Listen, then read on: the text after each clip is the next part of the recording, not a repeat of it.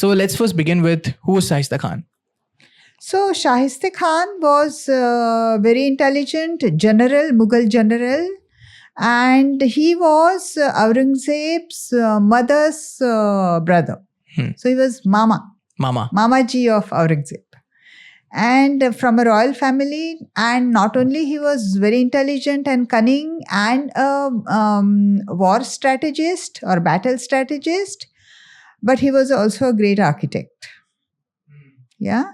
So he was one of the very trusted men of Aurangzeb, the Badshah. Yeah. So that is how I would describe him. All right. I would like to read a para from your book. Okay. That describes him and basically which is the entry point in the book. Yes. It's on page 157. Yes. The second paragraph in the book. Yeah. Another bigger peril was approaching from the north. The new Mughal Emperor Aurangzeb had ordered the newly appointed Mughal Subedar of the Dakhan, Shaista Khan, to join all the garrisons scattered in the Dakhan and attack Shiva Bhosle's Jagir. Yeah. The army commanded by the Mughal general Shaista Khan had a cavalry of 77,000 finest Mughal infantry and several armored war elephants. 68 high-ranking Mansabdars reported to Shaista Khan in this campaign against Shivaji. 29 among them were Muslim Mansabdars and 39 were Hindus. His army was a melting pot of Turks, Uzbeks, Abyssinians, Pathans, Persians, Rajputs, Marathas, and others. He was a big guy. Yes, he was a big guy. And imagine coming with more than 100,000 troopers, horsemen, artillerymen coming into the Deccan. But at that point of time, there was a politics one must understand. The Mughal and the Adil Shahi, they were playing politics. Shivrai had already killed Afzal Khan. And Shivrai and his army had gone deep into Adil Shahi kingdom or Sultanate. And they had taken several forts. The most prominent were Panhala and Vishalgarh hill forts. The idea was that when Shivrai and his people are at Panhala hill fort, Adil Shahi is supposed to besiege the fort and keep Shivrai and his people trapped in Panhala. Starve them. Trapped. Keep them trapped. Of course, later starve them to death because food won't be going in. But Panhala was very big and it had granaries and it had, I think they were growing some grains also there. And what would Mughals do at that time? They will send Shaista Khan and take over the Jagir, which Shivrai regarded as his Swaraj. Okay, so that was the idea. So there it was, Shivrai was trapped at Panhala and Shaista Khan has entered with all this force you have just read from my book into the tiny budding Swaraj of Shivrai. Yeah. And he was plogging through it like a bulldozer. He was going around the Swaraj, killing farmers, breaking temples, tormenting women and children. His army, not himself, but his army was taking a lot of women and children and youngsters as slaves.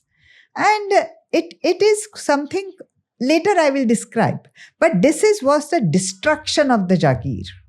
They wanted to destroy not just Shivrai's dream, but physical destruction of his Jagir. Yeah. So this was the situation.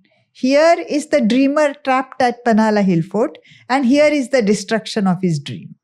And along with him was also one of the generals and one of, they used to call him the invincible, nobody could win him over, appointed again by the Adil Shahis, was Siddhi Johar. Yes, Siddhi Johar was the chief of the besiegement. Siddhi Johar was a very powerful man and he was not getting along with Adil Shah of that time.